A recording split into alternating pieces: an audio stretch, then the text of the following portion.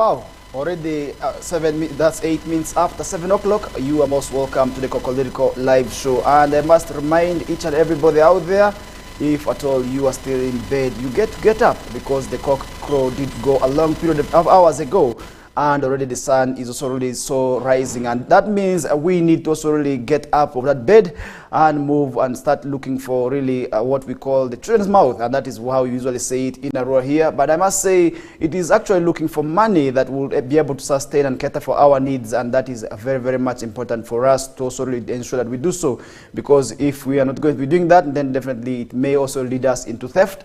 And with the results of theft, how we have seen it in Arua City, where the thieves are really burned to death, and then there shouldn't also really be what we want to see ourselves into. Maybe our loved ones, also our children getting into that will really maybe really also paint a bad image, because over the days we have seen how the thieves have also really been treated in Arua City, how they have been burned to death. This is something I must also really say is happening in Arua City.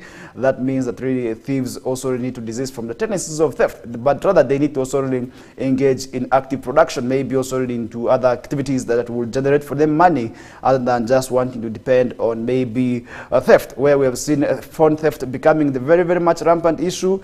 I really want to also implore each and everybody out there now to also really ensure that hard work is really what they need to do, such that they also eat from their sweat, other than also really just wanting to just survive through theft, as most of the youth think is the means of survival. Really, I must say theft is not a means of survival, but rather you are risking your life, because a few days ago, at least 3 boys who were on the border were also really, as they were targeting to snatch a phone. Unfortunately, I don't know if fortunately or unfortunately, they lost control, and really the 2 were able to escape. One was left at the ground as he tried to escape and really ran into somebody's house. He wasn't able to also really see to that he's maybe he saved his life, because he was able to run into somebody's house from where he was removed by the mob. And I must remind that this man was burned to death, and really we are looking on, because people are tired of thieves. People are tired of these youths who are really terrorizing society. And really, if you really had the video, if you really saw the video of what transpired during that time, you would hear people saying really with anger, with a lot of hatred towards this thief. People are tired that really, let's leave these people to die, because these people are giving us a lot of headache. And really that is why I want to also encourage the youth also really to desist from tendencies of theft, because the theft is never a means of survival. And today we have seen police carrying out a lot of pressures towards that. That also really should be maybe an operation that really an indication that things are not going on well. That is within the city where the boys think that is the easiest means of survival. And yesterday also really we did see an accident, a nasty one. This was also really involving a Nile Star bus at around 10 p.m. A bus that was from Arua heading to Kampala was also involved in an accident around Nyoya, where several are feared to be dead and really also injured. But really we pray for those who are injured also to get maybe quickly healed there, and for those who lost their souls and maybe their loved ones in this accident, really we also say may their souls rest in eternal peace. And this should be an indication for you also to check your loved ones who were also said to be traveling, that is from Arua to Kampala. You need to check on them, if at all they are not maybe part of those who were involved in this nasty accident that involved a Nile Star bus and a drone, which was really from Kampala to Arua here. But this was a nasty accident. Really, we also really pray for the souls of the departed souls to rest in eternal peace, because surely there's nothing we can do. Those are all God's arrangements. Usually, as believers, that is what we say. And this accident really happened at around 10 p.m., and that is why we need to check our loved ones who were traveling, that is from Arua to Kampala, in maybe the night bus, so that also maybe you get to identify if at all your loved ones are not part of those who are feared to be dead into this accident here. You can drop your comments there really, and maybe tell us maybe how best we can reduce the numbers of accidents on our roads today. You realize that so many accident cases are being reported, not only on the northern Uganda road, which to me is really in a dilapidated state, maybe also really, it could be happening on the nice roads that we may also be knowing, maybe in Masaka Road, where we are also really registering a number of cases over the years.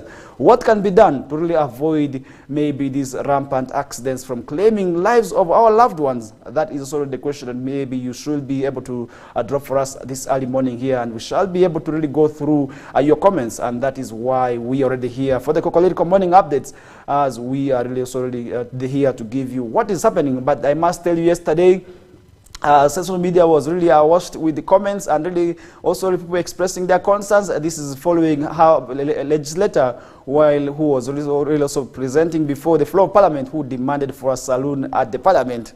This has also really generated a lot of issues and debate on between the members of public, who also expressed their ideas, also really their concerns, as women legislators have demanded the Parliament of Uganda to set up a saloon for them to also really check on their hair every time, and this is for their daily needs before they head for the plenary sessions. And the new clamor communicated by State Minister for Water and Environment, Beatrice Anyua, says having a beauty parlor in this Parliament would boost their participation in parliamentary activities. And in a morning session chaired by Speaker of Parliament, Right Honourable Anita Mong, Beatrice Anyua, Minister Beatrice Anyua, an ex-official, thanked Parliament for setting up a gym, but was quick to add that few ladies feel comfortable involved in it. And she says gym are associated with vigorous exercise routines that disorganize their hair, and now they're demanding for a saloon that is within the parliamentary chambers. I don't know what to think about that, because I did say earlier on that this was also really something that generated a lot of debate between the members of the public, who were also really raising concern that really, much as we need maybe also really a Parliament to have a saloon, but these people can afford. I don't know what you think about this demand, because maybe this book would have had a point, but really this must also, I must remind also, this did not also really, this wasn't taken serious by some of the members of Parliament, because really they didn't take this issue seriously. But it generated a lot of debate between the members of the public, who were actually saying maybe our MPs are there to maybe for their own reasons, but really they can afford to also really cater for their hair needs. Why would they need a saloon at the Parliament chambers? That is also really something that you too, as a viewer, can drop your comments there and share with us on what you think about this demand by the female legislators to have, that is, a saloon at the Parliament. What do you think about it? Drop your comment in there, and I will be able to sort of go through it quickly. But now Anyua appears to have launched another war, that setting in Parliament a saloon is really something we want to see, where the hairdressers and beauticians can attend to the looks of the legislators. And the demand will not shock many. Parliament has made many headlines over the last 2 years, but for one bizarre demand after another, including clamoring for a flyover to be erected that is connecting Bowerman House to Parliament. And these are some of the demands that these parliamentarians have been able to make over the years. And Bowerman House on Parliament Avenue is an official, that is office for several MPs, and they argued at that time that they need to also already have, that is, a crossing avenue for it also to go on there. And this same legislator, by the way, if somebody is to maybe remember who she was at one time named as Mama Mabira. This was after her concern also really that's in regards to the protection of the rainforest, that was also really facing also really a lot of challenges here, where people were doing a lot of deforestation in there, and she actually came out to champion, that is also really the drive to protect that environment there, and that is how she got the name Mama Mabira. So I think that is also really something that really could be a very good one, but you too can also really drop your comment in there on what you think maybe this demand that is being made by the female legislators to have a saloon at the chambers of Parliament. You can drop your comment there, and I will be able to really go through it quickly later on as we also really continue with the show, as this is the Kokoliriko live show, and really you are most welcome from wherever you are watching us from. As we come to the final edition for this week, and it is Friday, which is our final day for the week. But really, I must say, nonetheless, we are already in here to take you through up to the hour of 9 o'clock. And this is where also we are going to be sharing insights. You too can also really be part of these wonderful discussions by dropping your comments on our various comment-generating feedback platforms. For those who are watching us via Facebook, we really very, very much appreciate you, and you too can drop your comment in there. And for those who are watching us via YouTube as well, you too should drop your comment in there, and I will be able to really go through it as we share with the rest of the viewers. But the question I'm posing to you this early morning is, what do you think about the demand by the female legislators to have a saloon at Parliament? These are members of Parliament. I believe having a saloon there would also really boost their confidence levels, and really for somebody who knows that she is dressed on point, definitely the confidence levels always rise very, very much high there. And once somebody comes with disorganized hair, for plenary, maybe they couldn't have time over maybe to go to other places. And really, I believe also for them to have a saloon at the chambers of parliament would also really boost their confidence levels, because this is where they will be, first of all, checking themselves before they head to also really address the other legislators, because they have to make the laws. And I believe these female legislators could be having maybe a point, because today this parliament has a gym. I don't know what you think about this demand by the parliamentarians. You should also really share your opinions with us. But as we get to move away from that, yesterday was also the debate following a billionaire who was already sentenced to death. And really this also really shocked many. And many were saying, if at all this lady was really here, maybe somewhere, she wouldn't have also really maybe being sentenced, that death sentence there. But really, unfortunately, she is somewhere, and that is how she is also really not going to be using her money to save her life. But really, why must people have that kind of mindset? Because I was able to see a lot of interactions on several media platforms where people also really extended their concerns and their complaints about this Vietnamese also really, who was also really sentenced to death, that is for shillings 4.44 billion fraud. And really, this is something that shocked very many. And behind the slightly yellow portico of the colonial era, the courthouse in Ho Chi Minh City, a 67-year-old Vietnamese property developer was sentenced to death on Thursday for looting. That is one of the country's largest banks over a period of 11 years. And I must tell you the numbers involved. That is Dizing Trong, that is My Lang, was convicted for shilling, that is 44 billion US dollars, about that is 168 trillion in loans, that is from Saigon Commercial Bank. And the prosecutors say the shillings 27 billion may never be recovered. That is also in this fraud case. And they habitually, that's security communist authorities, we are also really fortified about this case going on. That is into a minute detail. That is for the media. They say that is 2,700 people we are summoned to testify, while state prosecutors also really are, and around 200 lawyers were involved in this case. And really, this is something I must also really say involved so many people. And really now court has sentenced her to death. And really, what do you think about that? For billion, that is 44 billion US dollars, that's around 168 trillion Ugandan shillings. And really, this is where she was also really sentenced for. And the evidence was in 104 boxes waiting, that is for a total of 6 tons. 85 also defendants were also tried with Trong My Land. This is the lady who was actually sentenced to death, who denied the charges. And really, this is also really something we are yet following up on. And what do you think about that? Maybe could she be guilty? And really, could she also really be maybe innocent? You really also really can sentence. Maybe your comment, you can drop your comment in there. And she began the campaign, that's in the earnest, in 2016, after outmaneuvering the then pro-business prime minister to retain the top job in the party. And also really the campaign has never seen two presidents and the deputy prime ministers forced to resign, and seen also really others also really being thrown out there following the same issue here of this billionaire who was also really able to defraud, that is shillings 44 billion. And it has been long the commercial engine of the Vietnamese economy, dating well back to its days as the anti-communist capital, that is of South Vietnam, with a large ethnic Chinese community. And this is also something we did see happening. She started as a market stall vendor, that is selling cosmetics with her mother, and that began buying land and property after the Communist Party ushered, that is in a period of economic reform known as Doi Moi in the year 1986. By the 1990s, she owned, that is a large portfolio of hotels and restaurants. Although Vietnam is best known outside the country for its fast-growing, that is manufacturing sector, as an alternative, that is supply chain to China. Most wealthy Vietnamese made their money developing and speculating in property. Is also really something that we as also already maybe talked about the economy of Vietnam. And all land is officially state-owned. Getting access to it is also really entirely dependent on personal relationships with state officials. Corruption is calculated. That is as the economy grew and became that is endemic. And by the year 2011, My Land was a well-known business figure, that is in Ho Chi Minh City, where she also was allowed to arrange, that is the merger of 3 smaller cash-strapped banks into larger entities, that is Saigon Commercial Bank in there. And Vietnamese law prohibits that an individual from holding more than 5%, that is of the shares in any bank. And really, but prosecutors say that through also through hundreds of shell companies, my people acting as her proxies, throwing my land actually owned that's more than 90% of Saigon Commercial Bank, which is really against the laws.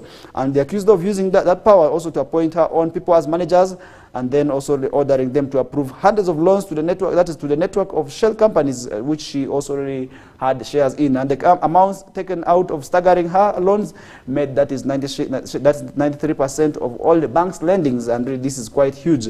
And according to prosecutors, over a period of 3 years from February 2019, she ordered her driver to withdraw that is 108 trillion Vietnamese dong, more than that is also really 4 billion in cash from the bank, and store it in her own basement. That is already something we are talking about. And that cash, that much cash, even in all was Vietnamese largest domination banks would also really weigh that is also really 2 accounts there. And really, why would also really people not also really desist from corruption? Because really we are now asking ourselves about corruption, because each and every day people are complaining about corruption, not only in Africa, and this is also really in Asia now, and maybe also really in other parts of Europe. Really, what could be wrong? Why is that people are not also really desisting from corruption? Why is the world very, very much corrupt in there? That is also really something that also you may also really may be able to share your opinions with us on maybe how far you think maybe what needs to be done, because we are talking about corruption today, and this is also really something that could be happening elsewhere, not only maybe in Africa, but really also elsewhere. What do you think needs to be done to avoid certain of these tendencies?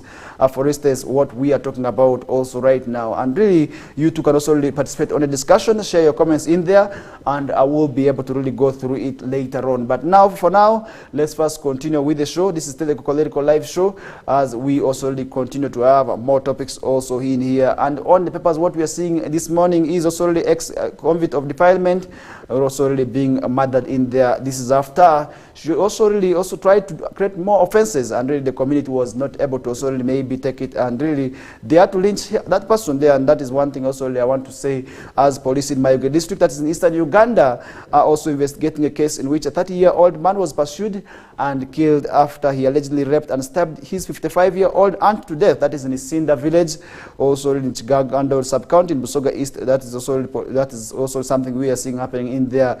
And the Busoga East police spokesperson Diana Nandaula confirmed the death of 2 people, but declined also to divulge in details, saying they are still gathering more information about the incidences. However, Isinda village S1 chairman, that's Bumalik Chiwanguzi, told also journalists that the gang raised pursued and lynched, that is Muhammad Baligaisma, who, after realizing that he had reportedly raped and stabbed his aunt, Mwajuma Mute Sinabire, a 50-year-old, also really minutes earlier.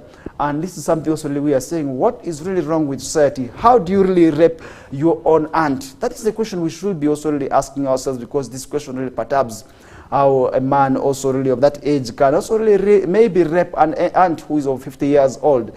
Really, what is wrong with society? What is happening in the society today? Why is it our cultures and norms are really very, very much eroding? And really, why are we seeing so many of these bad things also really continuing to happen? That is the question that we should be also really asking ourselves right now. And really, that is also really as far as we may also need answers to that. Because surely these things also really have negative repercussions. That is also really to what could be happening in the society. And he said that Nabire was a wife, that is to Yakuti Kafero, a younger brother to that is Baligama's father, adding that the Nabire's naked body was found inside her house, that is in a pool of blood. And this is something also I must say happened also in there. And the Chigagando sub-county SCT chairperson Henry Maton Mukisa said Baligaisama had just returned from prison, where he served also a sentence for defilement for quite a long period of time. Mr. Mukisa told police that really at the scene took away both bodies also really, that is after he informed the police also really of the incident. And really I want to also really echo out my concern now. What is happening to society today? That is the question that we should be asking ourselves right this morning, as we also really want to see answers, because at the end of the day we continue to talk about these bad instances that continue to happen in the society. What is happening to the cultures? What is happening to the norms? And really, what is happening to the tradition? Could it be that the religious or the traditional leaders are not doing enough? Because now we are seeing young people doing a lot of also really things that we are seeing as quite ironic, because these are quite ironic issues.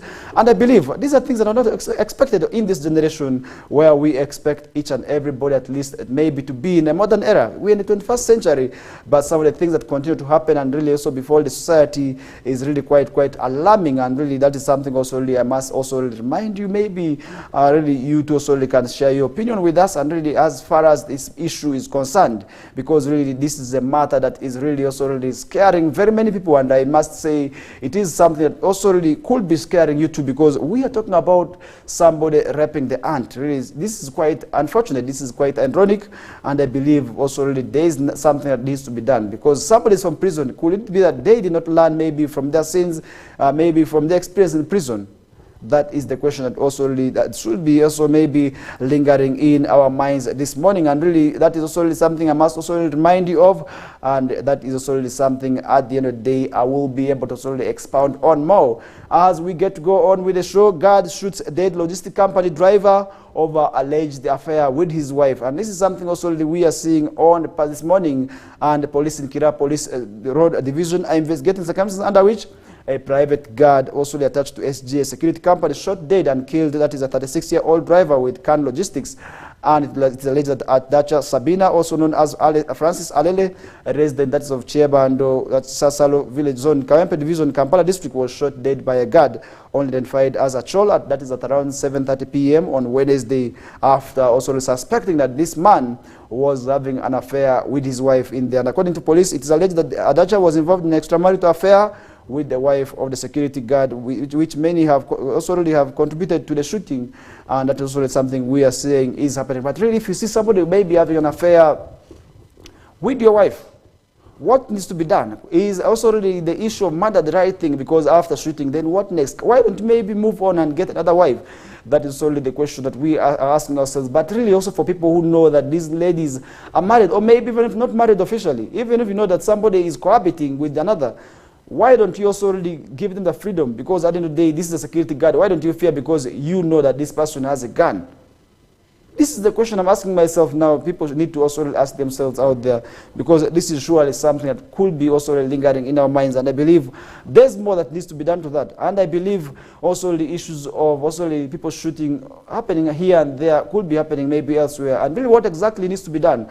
That is the question that we need to also ask ourselves, because these incidences continue to happen where we're seeing people killed over having extramarital affairs with other post marriages. What needs to be done? These are things that really we need to ask ourselves, and really this is quite sad, and I really want to say we must condemn such instances. If you really see somebody is having an affair with your wife, it is rather for you to just move on. Recently we did see last year when a police UPDF officer went and also really shot dead another woman who was also having an affair with another man. This is something also that happened in March in the last year, where we did see a security officer also really doing the same, and now we are seeing a security guard shooting another man also over issues of having an affair with their wife. What is really happening with the society? That is also something we need to ask ourselves. Couldn't you really find another woman? Maybe if at all you wanted to have an extramarital affairs. There are quite so many single ladies out there, really. Why would you go for a married one? That is the question also really we are asking ourselves this morning. And really the scene of the crime was secured by law enforcement officers. That is through where thorough documentation and collection of evidences were gathered, and Adacha's body was transferred to KCA mortuary for postmortem, as the hunt for the shooter is already on. And really what is really happening with the society, and I want to also ask myself this question, as Luke Oisijire was able to add on before urging anyone with information related to the incident also to come out, that is forward, and assist the authorities in gathering evidence as police continues with the investigation into that matter. Really the question that you should be asking yourself is that why would people have these issues of maybe wanting to have extramarital affairs, which is also really causing a lot of challenges. With that, we come to the first break of the show. This is the Kokoliriko live show on West Nile Television. My name is FARISH Majid. It's a great pleasure having you on board this morning. We bounce back shortly with more other topics.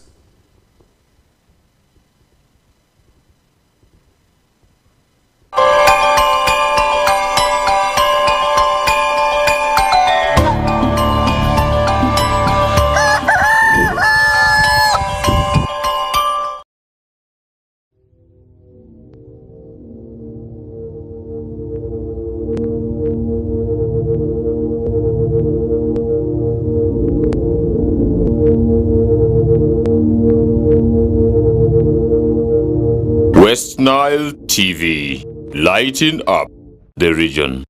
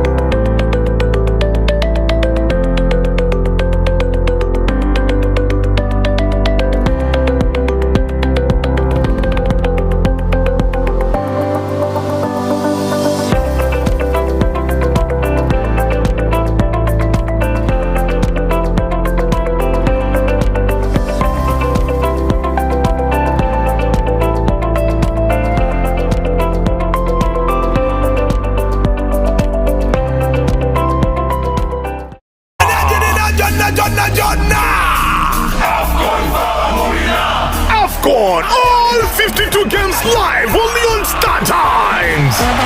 Star Times brings you Africa's biggest football tournament, AFCON 2023, live in English and Luganda commentary. Starting January 13, don't miss Mo Salah, Sadio Mane or Nana. Lead the hunt for gold as they take center stage. Renew your Star Times subscription today and enjoy all 52 matches in HD live on Sports Premium and Sanyuka Prime. Star Times, the official broadcaster of AFCON 2023.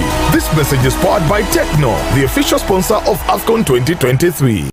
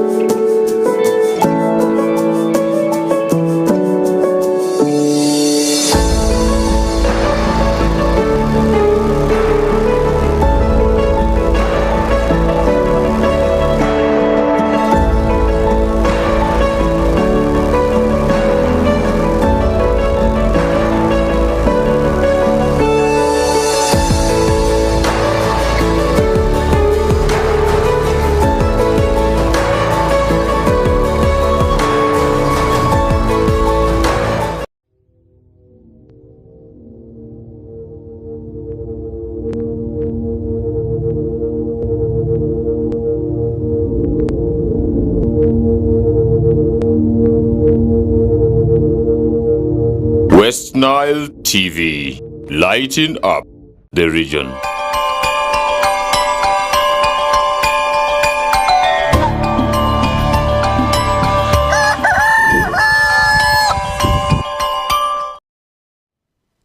All right, welcome back from that short commercial breather, and we are back with the show that is the Kokoliriko live on West Nile Television, as we take you through up the hour of 9 a.m. and at 9 a.m. that is when we shall be having the news bulletin in Lubarati, as the team is already in here to also really prepare and let you know what is happening that is in the language that most people from this region know, and I believe it is actually the language of Arua City, which is Lubarati, and I believe also really the team is going to be doing that with the jargons and maybe the vocabularies for one who would wish to also really understand Lubara. Then definitely the news bulletin is actually there for you to have that chance.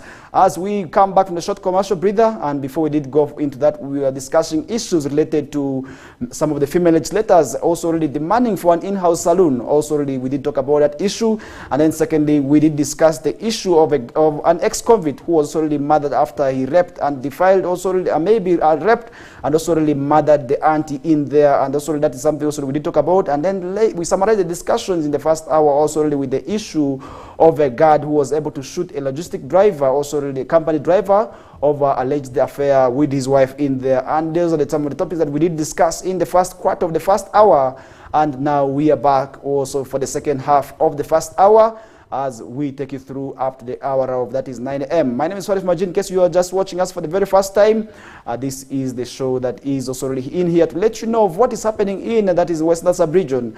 But I must remind you on a quite sad note, we did have an accident that was involving one of our bus companies, and I believe we could also really be having people from this sub-region also really involved in that bus accident there. This is a bus that belongs to Nile Star Bus Company, where also really they did knock a drone that was really destroyed beyond repair, I believe. Really this bus was crashed, and so many people are feared to be dead. That is where you also need to check your loved ones who are traveling from maybe from Kampala to Arua, or maybe from Arua to Kampala in there. Maybe you need to check on them. They could be victims and a part of this accident. Really, we say, may their souls continue to rest in eternal peace. And for those who are maybe willing to travel within these days, we also really pray to God that let God also really make you have journey mercies. Let God give you journey mercies. Let God make you travel safely on these roads, because today with the issues of accidents, we are witnessing a number of lives being lost each and every day. That is in the hands of these accidents. And now that should be also really a question That should be lingering in your minds. How best can we bring down these cases of the accidents? Because the accidents, at least each and every day, continue to claim lives. But nonetheless, these are all God's plans. We are back with the show for the second hour as we continue to take you through with the show up to the hour of 9 a.m. And my name is FARISH Majid. In case you are just watching us for your very first time, this is the Kokoliriko live show that really starts your day after the sun rises and then after the cock crow also really going, and that is where also really it tells you that you get to get off, that is from your bed, and go start hustling, because if at all the cock crows, then that means that you already into another day. And if really you start seeing the sun, then that definitely tells us you also really need to come, that is on board. And that is why also really you need to be part of the show as we continue to share with you each and every mornings, right from Mondays to Fridays, 7 a.m. to 9 a.m. And also some days we bring for you guests, and this is where we also identify topics on maybe that could be happening in the society or maybe at the country level. We also bring experts to also really analyze on these issues, and definitely this is why the Kokoliriko live show is always in place. That is from Mondays and to Fridays, as I said earlier on, from the hours that is of 7 a.m. to 9 a.m. It is a 2-hour show. You too also can still be part of the show. That is also really by just dropping your comments in there, and we shall be able to go through some of these topics. And maybe now let's move on with more of the topics. Also, there may be some of the issues happening on the papers this morning, and really, if I can be able to also really tell you more also really about issues also really happening, that is today also really the reconciliation and forgiveness exercise that is between also really people of, that is Malango, Choli, and also really and West Nile. We also really want to see, because at times also really we did see our people, predecessors, committing also really crimes also really in these regions here, which have also really torn apart our people. And you realize that a lot of issues have also really been going on that is between these people. And really I believe there's more now why we need to also really put the differences aside. And tonight we shall be having a talk show that is also really involving the Chief Justice, who is actually in already. We will be able to also really come in, that is also really today, and also really is going to be part of the reconciliation and also really forgiveness conference, where we expecting the religious leaders also really to also really be part of the show, that discussion, as we also really want to see maybe the issues of the past put aside. And yesterday we were able to also really interact with the Bishop of, that is Arua Diocese, that is also really, that is Sabino Ochano Odoki, and he was able to also really share with us his opinion about this reconciliation drive. And if I can be able to also really maybe let you know of what he said, because getting information from the horse's mouth is always the best. Let's first get to hear what he said about this reconciliation drive as we bounce back with more information about the same issue. And I believe this is going to be happening over the weekend, but tonight we are going to be having, that is a talk show live on Western Television, that is from 6 to 7 p.m. You also really need to be part of the discussions in there, as you can also really maybe set in your questions for the team to also really answer on. Today we are going to be having a set of clergy who are really also asked to be part of this, and this is also really championed by the diocese. And I believe this is also really something that is going to be nice, where we're also not going to be expecting the politicians to be addressing this time round, but theirs will be coming in the second phase, because this is something that is just not starting today. But I must inform you that this is something that started long ago, but now we want to finalize and make also really people bury their differences. We let people also really put history aside. We need to focus towards what is coming ahead of us. But for now, let's first get to listen to what the Bishop of Arua Diocese is saying. Yeah, this has been a process going on for a long time. I've been hearing it. I've been also participate in some of the meetings. And it is a good move to reconcile. Reconciliation is very key for any group of people to develop. They need reconciliation. So I welcome the idea. I've been informed already by the Archbishop of Gulu, now Archbishop Emeritus, Most Reverend John Baptist Odama. He will be part of the meeting. I've been also with Archbishop Emeritus of the Church of Uganda, His Grace, Henry Luke Orombi. He will also be there. And so many religious leaders are there. There will be cultural leaders and many other opinion leaders. So it is a good move, and it is long overdue. We cannot go on like this. You know the motto, united we stand, divided we fall. we need to really stand by this motto. Northern Uganda has suffered for long for mistakes which were done by people who are not there. They are no longer there. They made their mistakes, they made us divided, and they are gone. Now, we who are living now, we are to see that we overcome this problem. Yeah? The church is a very good example of this. As you see, our Archbishop John Baptist Odama working in Acholi land, and there is no problem with that. Yeah. I'm also here. There is no problem with that. Bishop Wanok has gone from Navy to Lera. There is no problem with that. Now, the current Bishop of Navy, the Archbishop-elect, Raphael Wakuraj, is going to Gulu. There is no problem with that. So now, what we need is to work together. It's difficult, but we have to make effort. If we don't make effort, it can become also harmful to us. So I want to thank all the people of West Nile for accepting this reconciliation, and let it not be only in word, but in action, by respecting one another. And here in West Nile, we need also to be united, because we find a lot of conflicts among ourselves here. Sometimes you hear Tergo and Maracha, Aivu and what. I think it's time to overcome this kind of thing. Yeah. So I want to put it in prayer that the meeting in Koboko may be a success. Okay, and lastly from me.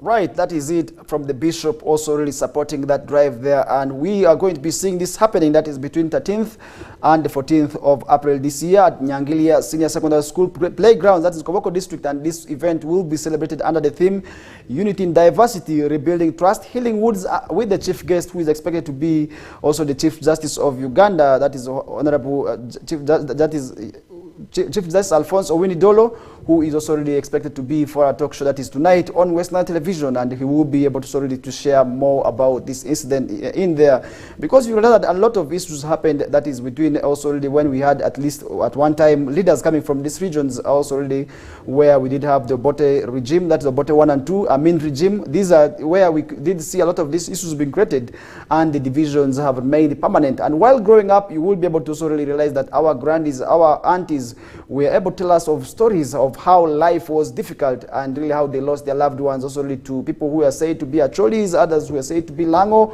when they attacked here.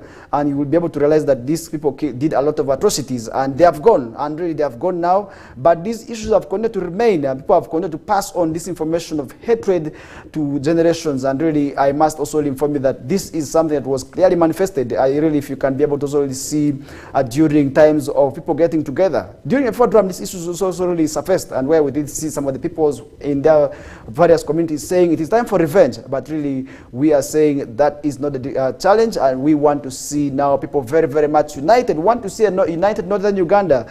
That is also really something that could be able to steer developments, and really where I will be able to move freely and stay in Gulu. I will be able to move and stay freely in Kitugum without people pinpointing and calling me that Lubara man, that Kakwa man. You realize these are issues that where we did have a lot of problems, and really want to say now it is time for us to bury those differences aside, and let's focus towards the future. And recently, during a press conference that was Hotel Lesuba in the Rua City, Reverend, that is Alfred Olua, the Bishop Ordinary, that's of Lango Diocese, stated that the objective of this meeting is to confront challenges that are facing the region, that is with the spirit of, that is also centered in reconciliation that the Lord Jesus Christ brought, that's for all Christians.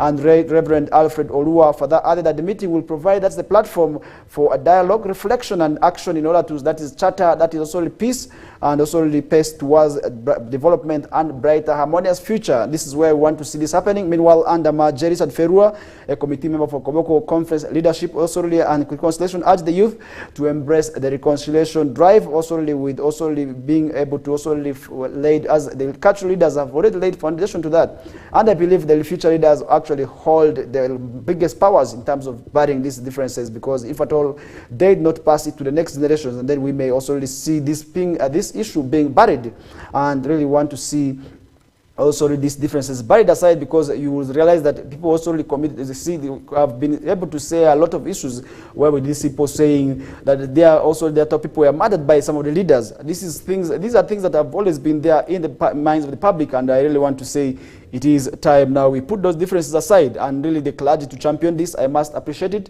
I do not really take it lightly, and next time we also really want to see that on the politicians coming out very quickly, because we want to see all these differences also really being put aside, and a team that is from the Kakwa tribe together with representative of Madian West Nile began reconciliation that is between 3 regions. That is on 16th of April, that is February 2019, in a function where forgiveness and reconciliation was made between the Kakwa and actually for grievances committed in the past also already. And the Komoko Conference of Leadership and Reconciliation is expected to sow seeds of peace, understanding, and nature of future where communities in Greater West Nile, Acholi, and Lango regions can thrive together towards a brighter and harmonious future. And really want to see more intermarriages now. We want to see me going to marry in Acholi without also my elders complaining. I want to see Lango coming for our sisters, maybe the Lugbaras also really, maybe the Kakwas in here without necessarily our people complaining. And I believe that is also really something that will be able to maybe please a number of people, and I believe that is the way to go, because we need to put our differences aside, and rather we need to focus that is towards development, because we want to see development, and that would also really be quite good for us in there, because we want to see also people putting these differences aside. And also today we will be seeing this event going on, and the clergy also will be able to have that talk show tonight, where we do have also Bishop Pons Onzele. He will be part of that. We shall also be having the Right Reverend, that is Archbishop Emeritus, that is Henry Luke Orombi. He will also be on that as well. We shall be having the Right Reverend, that is Charles Collins Andaku, also the Bishop of Madian West Nile, that's also really attending that, not forgetting also Bishop Alfred Olua, also really part of that. Or remember, if you can really be able to see this is a team that was selected from all the regions also to represent in there, and I believe this is the way to go. We want to see all these people representing very much in there, and the Chief Justice will also really be gracing this event, where we want to see now our leaders also really putting differences aside, and we also really want to say it is time that we focus on that is a development, rather than focusing on these negative issues that maybe could be having negative repercussions on the society. And now I want to appeal to each and everybody out there that it is a time that we bury the differences. We want to also really see maybe a united northern Uganda, maybe where nobody will be able to pinpoint the other, maybe as a Kakwa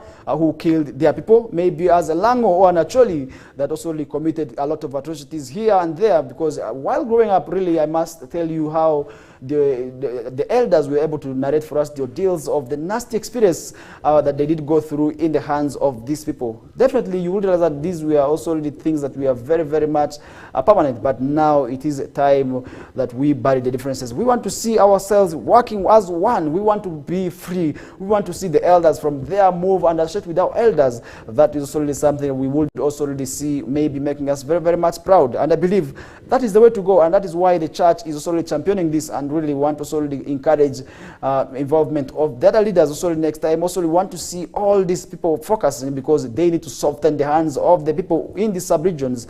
That would also really maybe make our dream of wanting to see this reconciliation drive and forgiveness exercise maybe a success, because right from 2019, this is when the issues happened, and where we also really saw people starting champion, that is the reconciliation drive. And today, a lot of issues happened. If you really look at the Ombachi massacres, this is where also the issues have been permanent. With the mass graves have also really been there. And for those who have also really been in here, you will be able to realize these are issues where the people have been saying it is the Acholi that killed their people, it is their people that did this and that. But it is time. Move to Ringli, where we did also really see recently, also during the public lecture, where we also got to realize that also the mass graves were in there. That's at Ringli, where UCU is, and these are also really as results of atrocities that were committed in the past. And now it is time for these differences to be put aside, and I believe this is going to yield fruits. And at one time, we would wish to see people also really working as in well, because we want to associate ourselves as one. And really, I want to see it when I'm called a northerner. I'm very, very happy, and we really, without also really expressing concern in there, and that to me, at the end of the day, I will be able to also really be quite good in there. And I believe that is the way to go. If at all people want to realize development, also really, that to me also really would be able to also really be very good, because we want to see also really people are championing this issue in there, and that would also really be very, very good. And as that summarizes that discussion in relation to that. And now let's move to no politics, where Mpuga says Bobi Wine has no power to suspend him, and this will continue to go on. And really, what do you think maybe this will be able to really put, that is the also really the political party at? Because this political party in the recent also really did show us that they are the leading opposition group, where they also did present also the most number of opposition groups in parliament. This is where actually we judge the strongest opposition group from, and they were able to send more opposition groups than the rest of the political parties, and this is something that also many people are talking about. And what do you think about it? Definitely you should be able to really share your opinions with us, and we shall be able to really go through some of them. And Bobi Wine lacks the authority to suspend me as deputy president, says Mpuga in there. Also, that is also something we are talking about this morning, and you too also can share your opinions, your views on that same issue in there, and we also will continue with that. And really, that is something I must also remind you of, because these issues between also the deputy vice president, the vice president of that is the NUP, that is Matthias Mpuga, who also doubles as a member of parliament and a founding member also of the political group there, and these wars have also been going between him and the party president, Honorable Robert Kyagulanyi Ssentamu, who actually also did ask the that is a politician also to resign from that position there, following also the concerns of the commissioner's money there, which actually where the politician is said to have taken some monies, which also is against also the principles of the party, according to the party president. And really, I must also say these are things that continue to go on, and how will this impact that is on this political party ahead of 2026, because 2026 is not very far, and I believe this could also really be able to also really maybe have an implication on the political party ahead of 2026. And you as a viewer, what do you think maybe this will be able to have an impact on the political party that we are talking about, which is the National Unity Platform Party in there? And you can drop your comment and really share with us on what you think maybe this will be able to solely maybe impact on the party. And Matthias Mpuga has told National Unity Platform Party principal, that is Robert Kyagulanyi, also known as Bobo, that he does not have the power to suspend him as deputy. And the Nyendo Mukungwe, member of parliament Mpuga, also a former leader of opposition in parliament, was also last week suspended from his position as deputy president from Buganda, also Buganda region in there by the party. But appearing on, that's recently on one of the interviews, one of the television stations yesterday, where he discussed also the various matters concerning the party's future and the opposition as a whole. The embattled politician also really poured cold water on the party's powers, and really this is something also we did see happening there. And regarding his suspension as deputy president, Mpuga stated that he paid it to no attention because it lacked legal foundations based on the party's constitution. And Mpuga further also expects that news has no progressed beyond its formative stages, that is to become a fully organized entity capable of achieving its objectives. And in late March this year, Kyagulanyi suspended Mpuga from the position as deputy president of the Central Region, citing allegations of corruption. And specifically, Kyagulanyi referred to an incident that occurred, that is on May 6 of 2022, during Mpuga's tenure as leader of opposition in parliament. And during a meeting involving Mpuga and the 3 nominated parliamentary commissioners, Kyagulanyi also disclosed that an allocation of shillings 1.7 billion as service awards was also already taken by Mpuga, who personally received, that is Ugandan shillings 500 million, which is against the party principles there. And previously, Mpuga had vowed to resist that internal intrigues and manipulations within NUP that could impede the party's growth. And in response to mounting pressure and calls from the resignation, Mpuga accused certain elements within the party of orchestrating the deliberate and well-funded campaign that is to tarnish his reputation. And really, this is something also we did see happening there. And despite facing persistent attempts to undermine his work, he remained dedicated to serving people personal interest and prioritizing, that is, the restoration of integrity and national and party politics. And on May 18th of March 2024, the NUP Secretary General, that is David Lewis Lubongoya, wrote to Speaker of Parliament for informing that the party is national SEC also really NEC also really had decided also to withdraw Impuga as a commissioner there, but really we did see also the Speaker of Parliament saying NUP has no powers also really to also really demand for also really the letting go of Mpuga there as also really the commissioner, and that is something also really we did see in there where Mpuga also really was supposed to be replaced by Francis Zake, the lawmaker representing Mutiana municipality there, and Speaker Among responded saying that NUP lacks the authority to recall that is Mpuga from the commissioner's job also really there, where she explained that the parliamentary commissioners are elected by parliament by the law, and the role of political parties is limited, that is to nominating candidates for the election. And in recent media interactions, Mpuga expressed the determination to remain within the party while criticizing its lack of direction and ability to guide, that is, the 100 members, also where he outlined his vision for the NUP, pledging to address issues such as nepotism, corruption, and the absence, that is, of internal democracy through a process of reforms.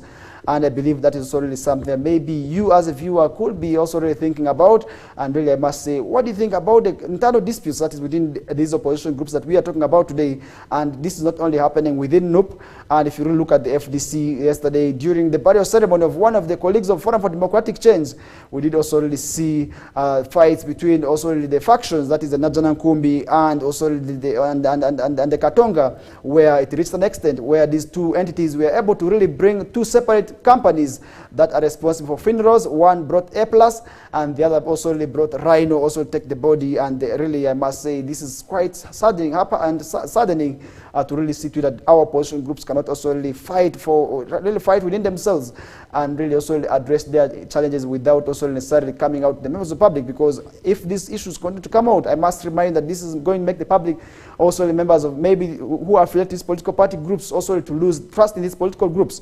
And really, where we did see this happening, really, we did see also the party president, that is Patrick Aburet Omoy, Boy, also talking about the same issues. And shortly, we did also really see founding member, that is Kiza Besije, who is now also trying to carry out that is consultations, that is to form a political party, where also they said they also may be looking out maybe to join another political opposition group, or if at all they cannot also form a political group also in there, also addressing on the same issue. I don't know what you think about the fight, the internal fights that is going on within these political party groups, because we did see basically traversing ends of Western Uganda, that is to consult on the formation of a new political group, or else join, that is, any of the established political groups. And really, I don't know what you think about this. Definitely, this is something that could be costing these political groups negatively. I don't know where this will put the political groups at come 2026, and I believe also really you should be seeing maybe where this will be able to put the political groups come 2026, and I believe this is going to have a negative implication on maybe the voting outcomes there, and we may also really see this going to advantage of the ruling government. I really don't know what you think about it. Definitely you should be able to really drop your comments in there, and we shall be able to really read through your comments there. And that brings us to the end of the discussions of our first hour. And this is the Kokoliriko live show on West Nile Television. In case you have maybe any comments, feel free to drop in them there, and we shall be able to really check them in our second hour. And we bounce back with more topics also really on what could be happening in West Nile, and also really nationally and internationally. Stay tuned to West Nile Television as we bounce back shortly.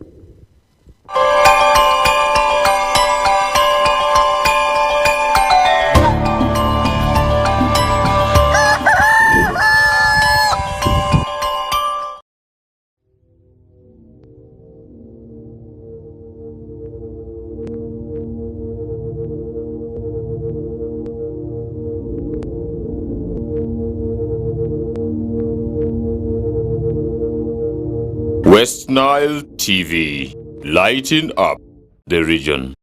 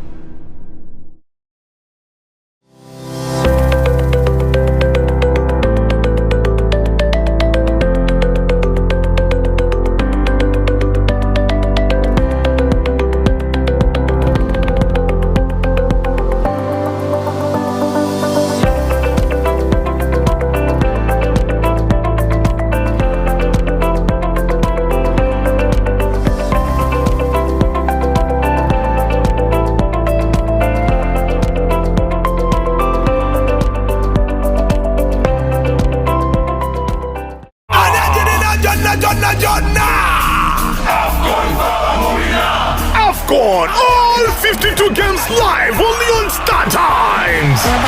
Star Times brings you Africa's biggest football tournament, AFCON 2023 live in English and Luganda commentary. Starting January 13th, don't miss Mo Salah, Sadio Mane or Nana. Lead the hunt for gold as they take center stage. Renew your Star Times subscription today and enjoy all 52 matches in HD live on Sports Premium and Sanyuka Prime. Star Times, the official broadcaster of AFCON 2023. This message is powered by Techno, the official sponsor of AFCON 2023.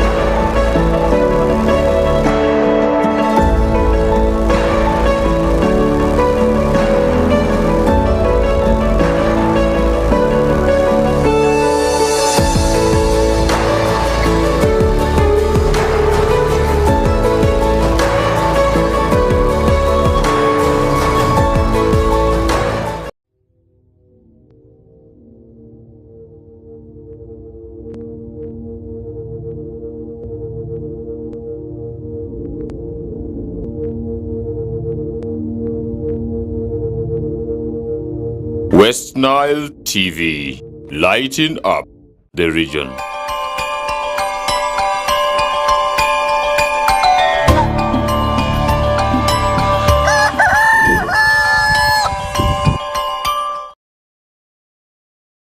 Alright, welcome back from that short commercial breather. We are back with the Kokoliriko live show on West Nile Television, and really in case you are just joining us right now, you're most welcome aboard, and we are going to be doing this with you in our second hour, which is just really some 5 minutes into, and we are going to be doing this with you up to the hour of 9 a.m. and at 9 a.m. that is when the news bulletin will be coming in. That's for the people who speak Lubarati.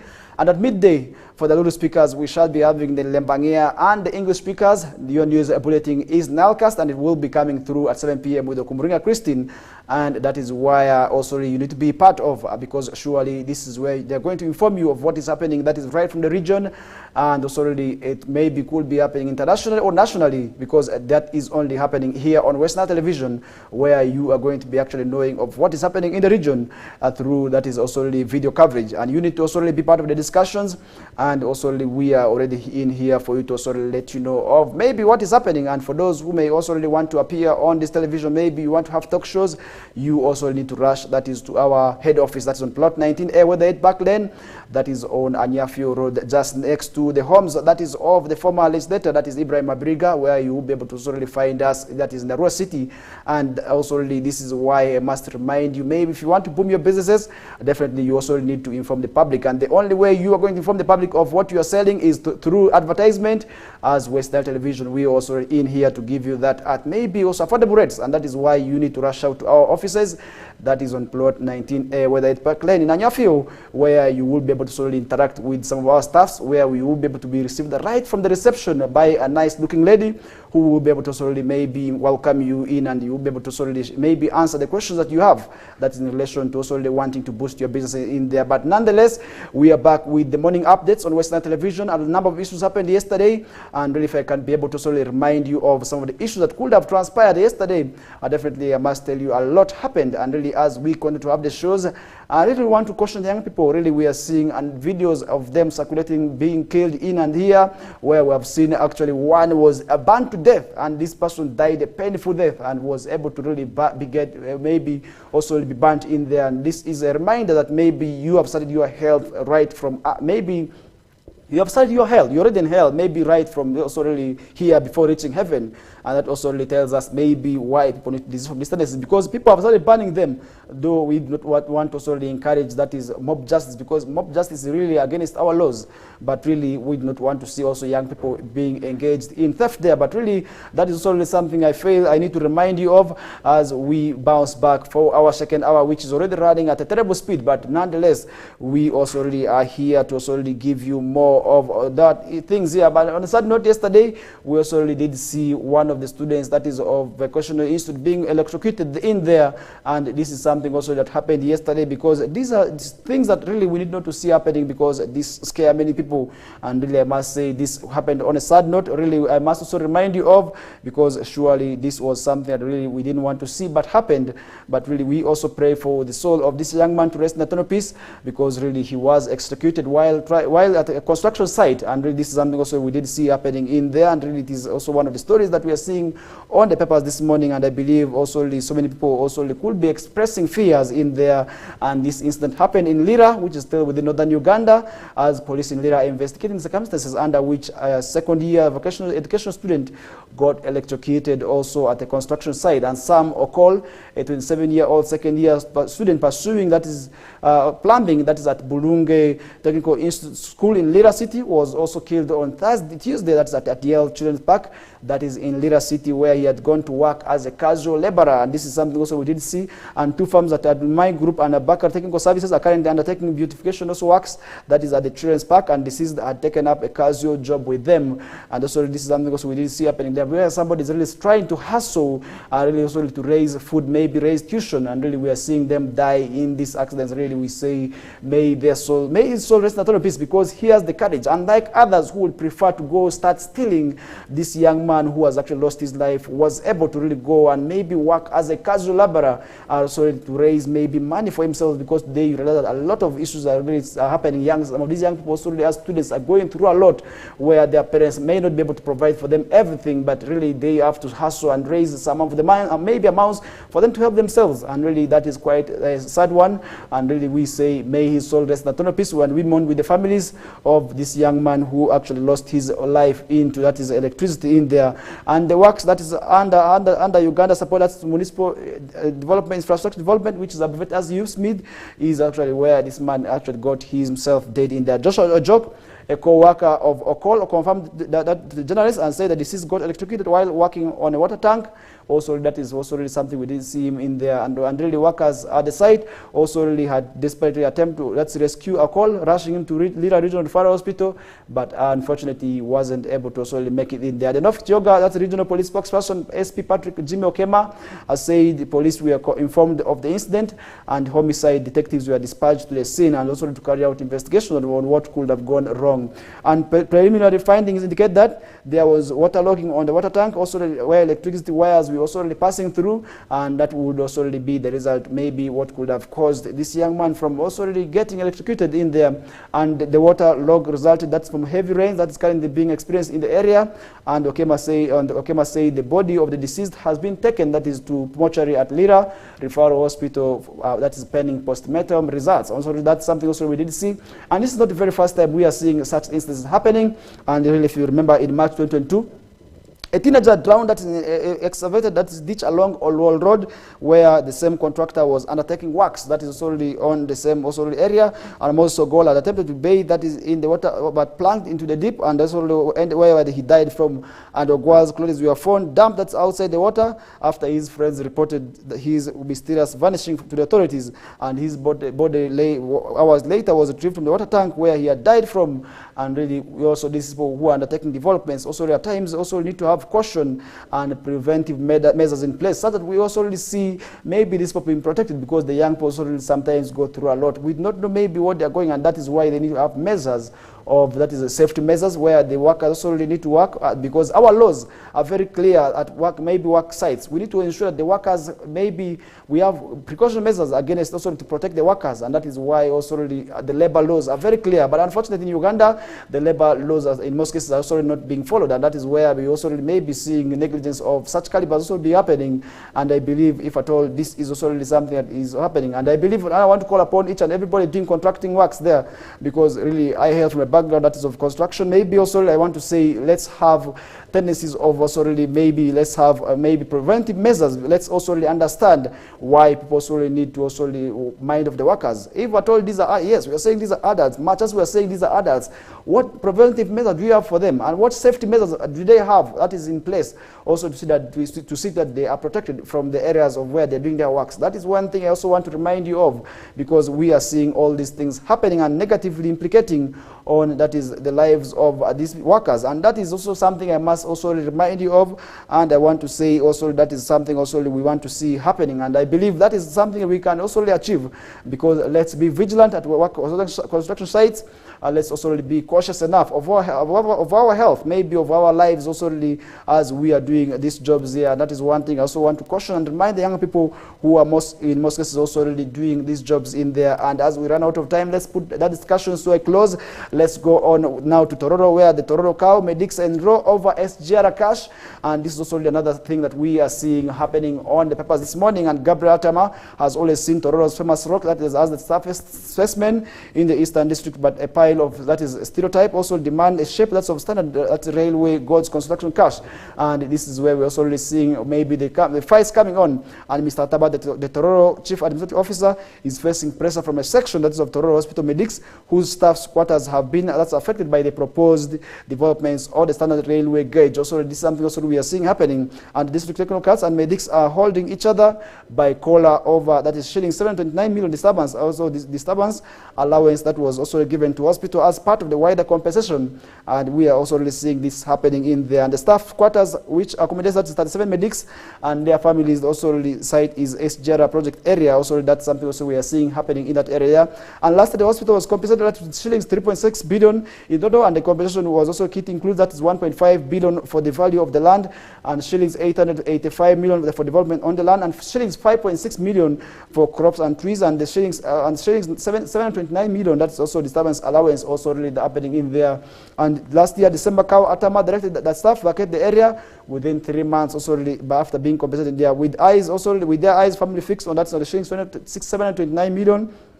The medics say it will be easier to push down the Tororo rock that wish also away their demands. Also, that is something also we are seeing happening in that area there. I don't know what you think about these fights between maybe the hospital authority and their other people, maybe the medics, and maybe how this is likely to impact on service delivery, because I believe this could also already be having its own negative implications on service delivery there. And the medics have written that is to Mr. Tama, outlining the challenges they find in relocating their families, and they say they are directly affected persons, while Cow Atama insists that the money belongs to the hospital, and the Cow said the claimants are basically tenants and not landlords, and so they do not qualify to partake the compensation kitty. As the medics heightened their demands, the council also really sat and proposing that at least 100 million of disturbance allowance be given to the affected staff to help them. That is the relocation also really in there. But Mr. Tama and the district technocrats are adamant such as such payment, and also really this compensation to them will be very, very much irrelevant. And this is one thing also we are seeing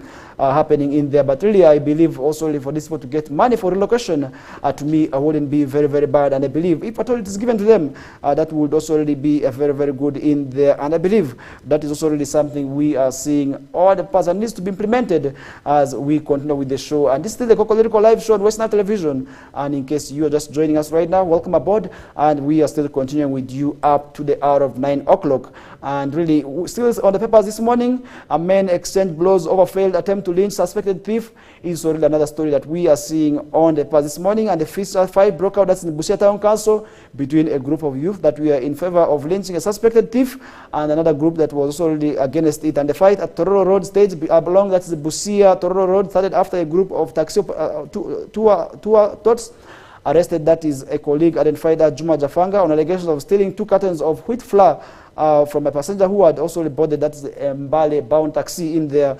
And the suspect was squeezed on the whereabouts of the cartons of wheat after one of the tots said he had seen him pick it from the boot of the taxi. And really this is something also we did see in there, and really without evidence. Somebody can be murdered in there, and I believe this is also something that could have maybe caused the fight, because maybe the other group could have seen this man is innocent, and without evidence, really I believe somebody can be killed. At times we have seen people being killed just on rumors, on allegations, and I believe also this is something that could have maybe caused the fight.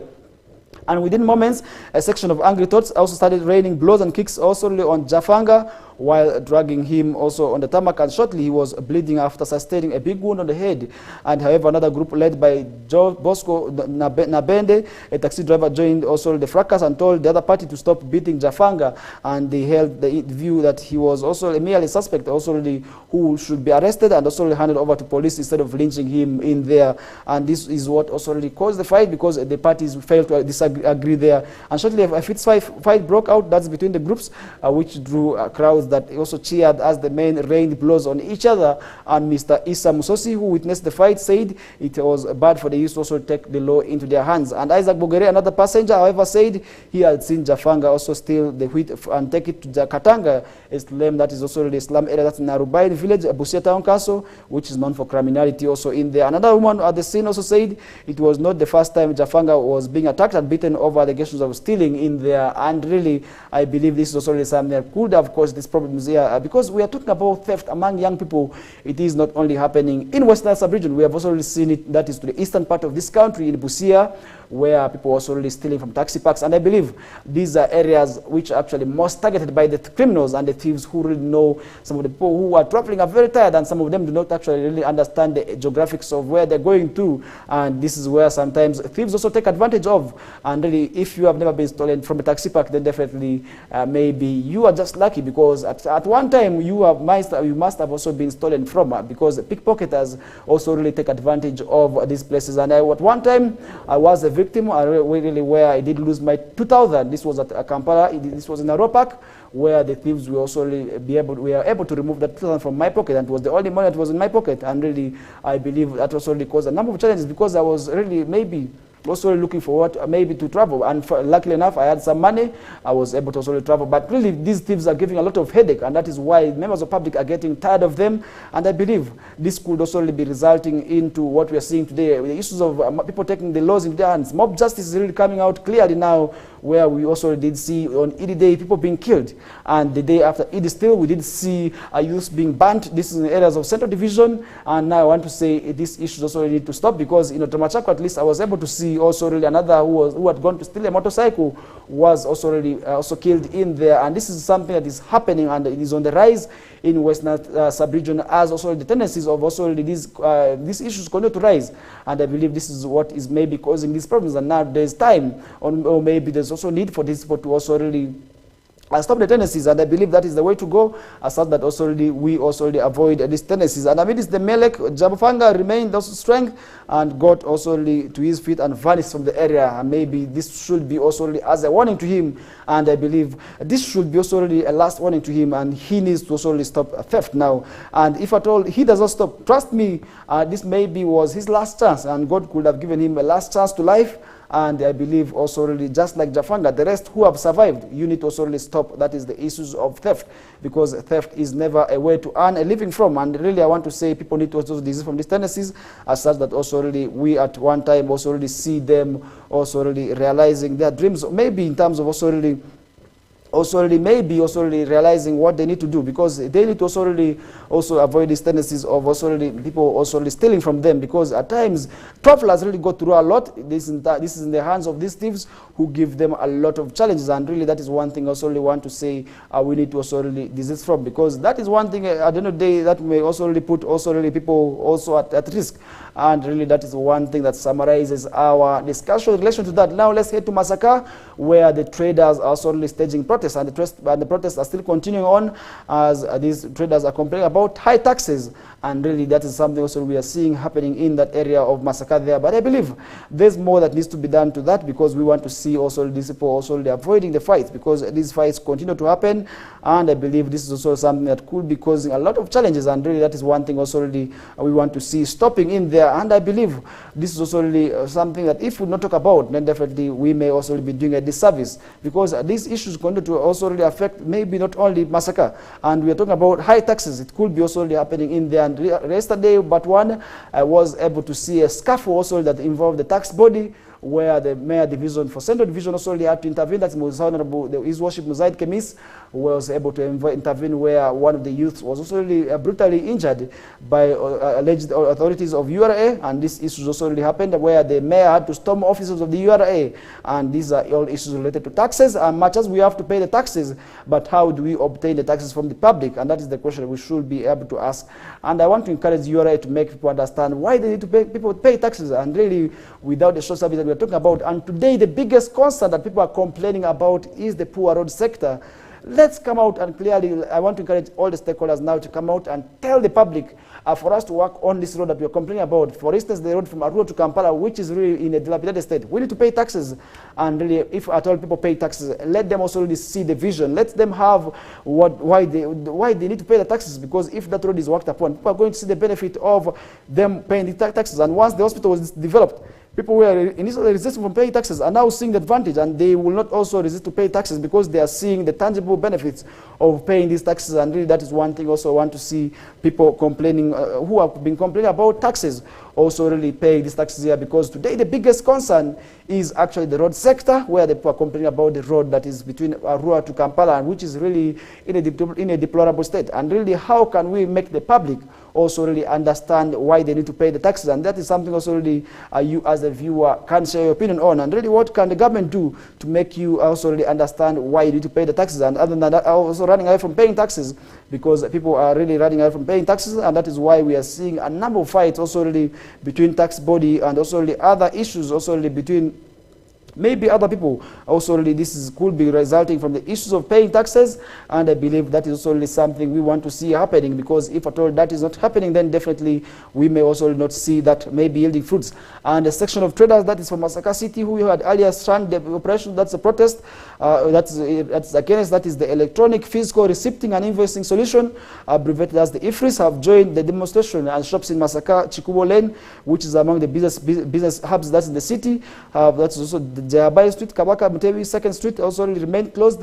That was of yesterday, and other streets that have a concentration of major wholesale businesses and agriculture inputs, that is like Budu Hobart and Elgin shops, have also remained closed in that area. However, many retail shops on the many streets have remained open, and that's also something we are seeing there. And Mr. Ali P.O. Mukasa, a representative of Chikubo Traders to Masaka City Association, also an umbrella body that is for Masaka Business City, also they have joined the rest, that is in the fight against the taxes, and we also seeing that happening in there. And how can we ensure that people pay taxes is the question we should be also asking ourselves. And with the ongoing protest, which that is in Kampala, and now which I've stressed that is to Masaka, are we also going to be seeing it extended in other parts of the city? We are also really going to be also really maybe talking about. And earlier this week, the president said he would be meeting the traders. That is today, but really I don't know if that will be able to go through, because the traders also really did say that they did not receive an official communication from the head of state, and really if at all they did receive, they are not going to also attend, they are not going to also miss this meeting. And the purported meeting with the president was reportedly said that took place, that's a Kololo airstrip in Kampala today, and really I don't know if at all this will be able to go today, but we shall be able to maybe inform you on Monday if at all this goes on well, and really we shall be able to let you know that. But the press statement, that's by the statement issued by the Presidential Press Unit on April, that is of 10th of 2024, disregarded information circulated on social media about the scheduled meeting in there between the president and the striking traders, and really that is also we are going to be seeing maybe happening, and that may also indicate that the meeting may not be able to take place today. But when the URA embarked on the implementation of the IFRIS in Kampala Chikubo business, most of the traders are actually complaining about the difficulties that they're encountering. First of all, how it requires maybe digital literacy, which most of them say they are lacking because they did not go to school. And that is already what we are seeing. As much as URA said also, they did also train the traders really what is wrong, and maybe why are people failing to embrace the digital maybe method of also paying the taxes, because that also tracks also people's maybe businesses. It helps people also really understand in filing their returns. And I believe that is also something that people need to understand. Maybe people also needed to support, and that is one thing also really could also really make people understand why they need to pay the taxes. But other than that, we are going to be seeing people not accepting to pay their taxes, and this is where we may also really see challenges of that caliber arising from. And as we get to go on with the show, now let's maybe head also really where Ogecho chiefdom gears are for the consecration of their chief. Is only another story that we are seeing on our platforms this morning. And with only 2 days on now, 1 day to the official consecration of that's Ronald Binega, the chief, that is of Ogecho Chiefdom. Members of the Central Organizing Committee say they are set for the function as preparations already underway, and official consecration that is said to take place on 13th of April 2024, that will be taking that place at Tata Division, the municipality where the palace is located. And Francis Wedunga, the chairperson of the Central Organizing Committee, while speaking to Western Television on Wednesday, that's April 2024, at his office during the last preparatory meeting, said preparations are ongoing well with the renovation of major cultural regalia, purchasing of the King's consecration robots, that's the robes, and also really sleeping arrangements, that's for the invited guests where they will be spending that night from. And Wedunga urges all communities in the municipality to contribute, that is generously towards the event, where they want to see it as a success. And Charity Aloronga, who is in charge of that of protocol, says they have begun mobilizing other partners to contribute both material and financial support towards the event. And Ronald Binegard was elected in October last year as the second chief, that is of Ochego Chiefdom, after the former chief, that's William Opar, who was caretaker of the chiefdom, handed over to the new chief, that's Ronald Binega Jadnobi II. And the king of Alur Kingdom, His Majesty Philip Raun, the king of Alur Kingdom, His Majesty Philip Raun Olaker III, will be the chief guest on Saturday event, really, which will be taking place, which is on the 13th, which is just tomorrow. And we would wish to see this event also really going on well. And for those who are actually within this area, you could also really go in, maybe attend that function in there. That would also really be quite good. And I believe that is one thing also really we want to see happening in that area. Now let's head to Ajuman, where the Muslims have been urged to maintain faith, which they have been observing in the month of Ramadan after Eid al-Fitr. Is also another thing that we are seeing happening on the papers this morning. And Muslim fraternity across the world celebrated, that is the feast of Eid al-Fitr on Wednesday, the 10th of April, that's 2024, after 30 days of fasting. And while preaching, that is the celebration held at Ajuman Central Primary School playgrounds in Ajuman district, the district card Sheikh Baiga Ramadan Dawood said the feast of Eid al-Fitr is one of the pillars Islamic faith categorized, while fasting and other activities like sharing also really needed to be implemented on the same event as well. And Sheikh Yusuf Baraka, the Imam of Taqwa Mosque, that is also really in Ajuman district, said believers also really highlights Eid al-Fitr calls on believers, also really called upon the people in that area also really to share amongst themselves.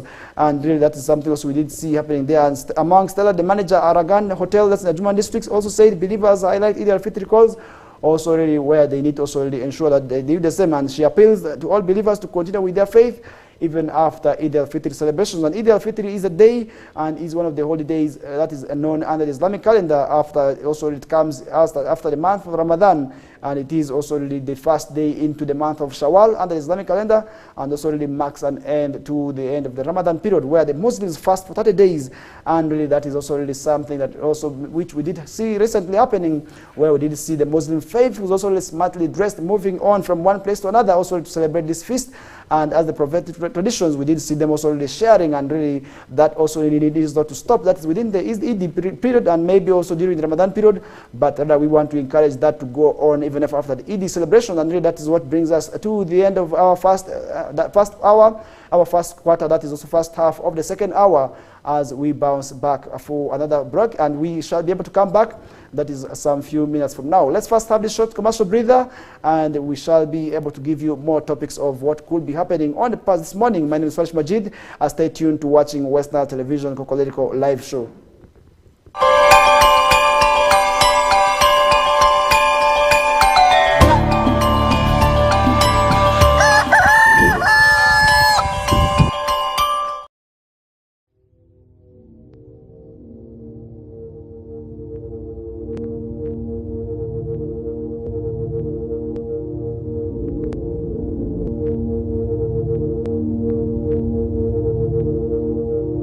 West Nile TV, lighting up the region.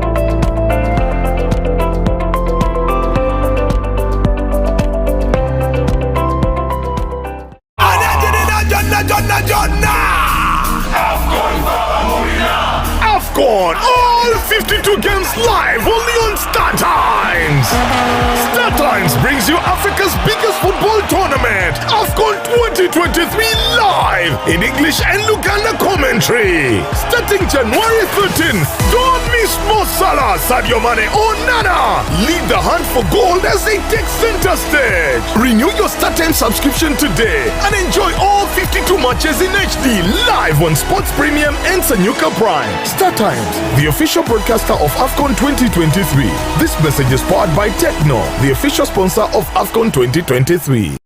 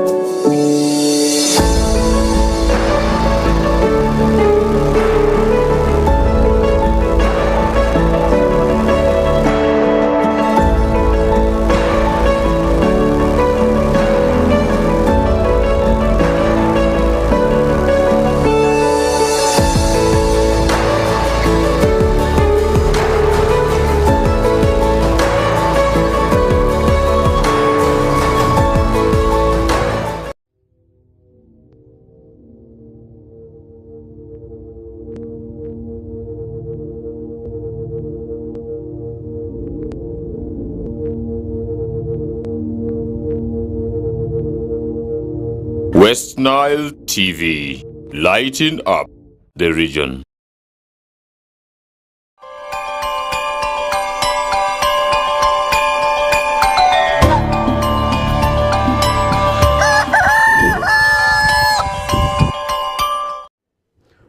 Welcome back from the short commercial breather. We are back with the Kokoliriko live show. We are into the evening of the show, and member of Final Destination will be, that is 9 o'clock. And thereafter, the news bulletin in Lubarati will be coming through. And before we did go for the break, we are discussing issues where the Muslim faithfuls have been encouraged not to stop up with the good practice that was witnessed during the Ramadan period, but rather they have to take up with also that up to the end of the Ramadan period. And this was in Ajumani. And let's also really now head into Moyo, because we are still in the Eid week, and I must say so many issues are going to be still say that in relation to this day. And the Muslims in Moyo this have been urged to embrace Parish development model, and this from joining wrong groups to promote peace and security in the district of Moyo. And this call was made by Gore Goffin, the resident district commissioner for Moyo, during the Eid al-Fitr prayers. That's at Nur Islamic Primary School. And this is something also we did see happening on Eid day, and the prayer which marks the end of the Ramadan period really brought Muslims together. Also celebrates day, and Gore Goffin said the district also urged the Muslims also to embrace the PDM so as to also really improve on their livelihoods and income, and also really want them to desist from joining groups which may also really cause a lot of insecurity to them. And this is mostly the youth.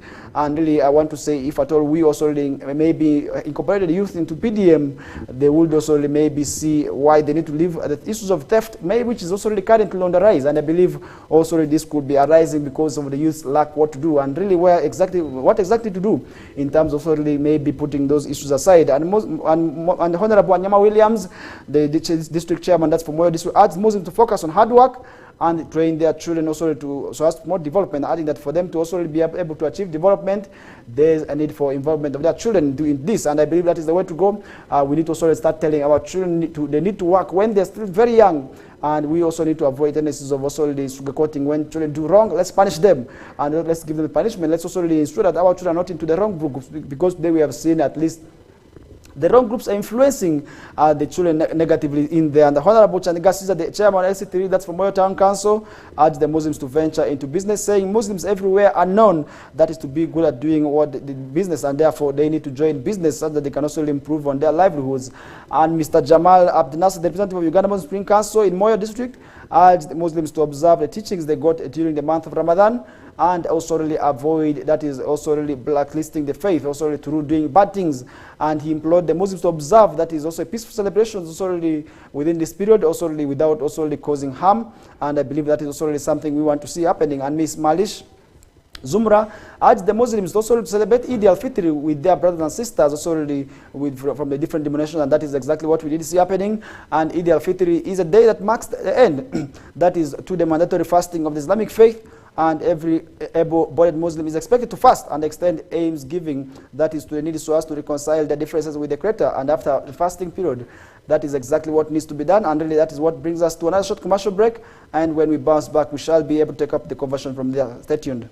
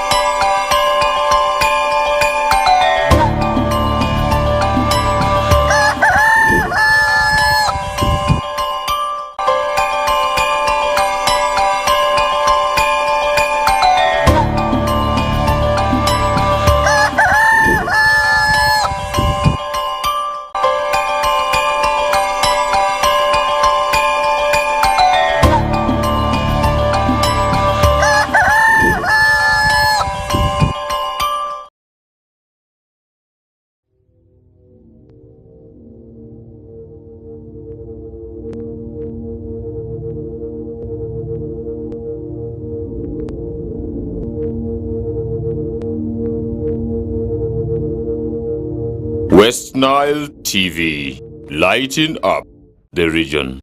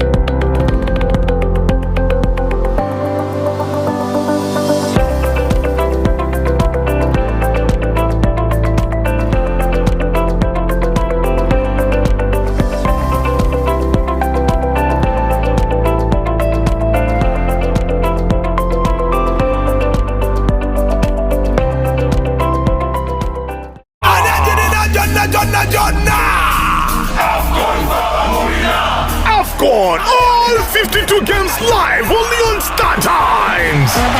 StarTimes brings you Africa's biggest football tournament, AFCON 2023 live in English and Luganda commentary. Starting January 13th, don't miss Mo Salah, Sadio Mane or Nana. Lead the hunt for gold as they take center stage. Renew your StarTimes subscription today and enjoy all 52 matches in HD live on Sports Premium and Sanyuka Prime. StarTimes, the official broadcaster of AFCON 2023. This message is powered by Techno, the official sponsor of AFCON 2023.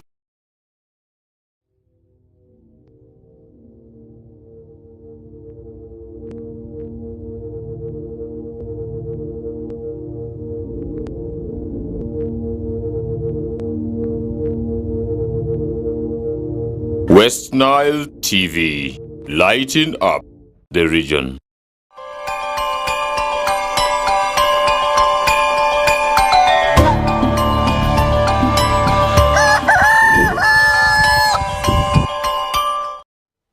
Alright, welcome back from that short commercial break. We are already back with the Kokoliriko live show, and now to summarize the discussions as usual with what is happening in the world of sports. Already in the ongoing USS games in Koboko, I must say the draws, that is for the next the rounds, have already been released. And really, if you can really to look at maybe some of the teams that are topping the groups, in Group A we do have Arroa SS on top, and secondly we do also have Obongi SS following in that group there, and in Group B we do have Mvara SS, and St. Comboni, then is also topping in that group. Then Group C we have, that is Daystar SS and Yivu SS, also topping that group in there, as Oriagini also and Kochi SS top in that group in there. And Group E we do have, that is St. Charles Luanga the host, and also topping it there together with Pai the SS. And in Group F we do have also Nile High SS and Nyangili SS. In Group G, we do have, that is St. Francis Ayume Memorial from Koboko, also really together with the Progressive topping that group in there.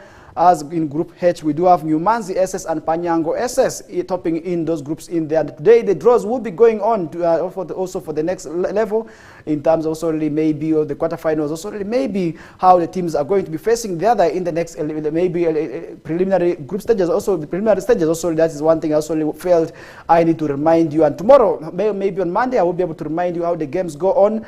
And really, I must say, the games already moving on. That is in Koboko, where we are also witnessing a number of experiences being displayed by the students. And we also look forward to seeing maybe some of the schools that will be able to maybe represent us at the nationals. And today, I must remind you that there are going to be 3 schools for the boys category who will be able to maybe represent us. That is for maybe the nationals, as 2 teams will be selected from the ladies football so to represent us. That is in the ongoing also maybe championship, that's for the national level in there. And for the girls group, maybe somebody maybe also be interested in maybe which schools are topping the group. And if I can be able to remind you, basically maybe on some of the schools that are maybe topping the groups. In Group A, we do have, that is Moyo Star, also topping the group there together with that is Pakedia Seed, also topping in that group. Then Group B, we do have St. Mary's Adiofe Girls together with Nyarilo SS, topping in that group there. Meanwhile, in Group C, we do have Laropi SS and Vara SS, topping that group also really in that arrangement there. We do have in Group D, we do have that Panyango SS and Jumani also model topping in that group there. As in Group C, we do have, that is Laropi SS together with Vara SS in that group. And in Group E, we do have, that is St. Francis Ayume Memorial also topping that group together with, that is Pagirinya SS in there. And in Group F, we do have Alwi Seed SS together with, that is Mvura SS.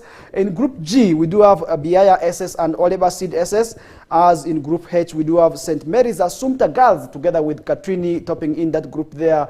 And I will be letting you know maybe which teams will be able to also really be maybe placed to face the other. That is will be on Monday, and maybe how the games also really go on there, because certainly from now today, we are going to be also really getting to know maybe where exactly they will be also really be facing each other, and maybe how the games will also really be going on there. And yesterday we did also really have a friendly between Uganda ladies side. This was also really between Uganda Cranes, the ladies side, also really the She Cranes, also really together with Paraguay there. And women under 16 friendship, also really, this is the women under UEFA, women under 16 championship also really going on there. This was between Uganda and Paraguay, where Uganda was walloped 7-0. And this is also really how the game also did go on there. And I must remind you also really that is another game that maybe is as an assessment for our team, and also really weigh our team's potential there. But unfortunately, we are able to be also given a 1 week also win there, because 7 is really a week. And really, if you are beaten 7, usually we say you have swallowed a week also really there. And that is one thing I must say, that is how our women's also under 16 team, we are able to be beaten. That is also really 7-0 there by the Paraguay side.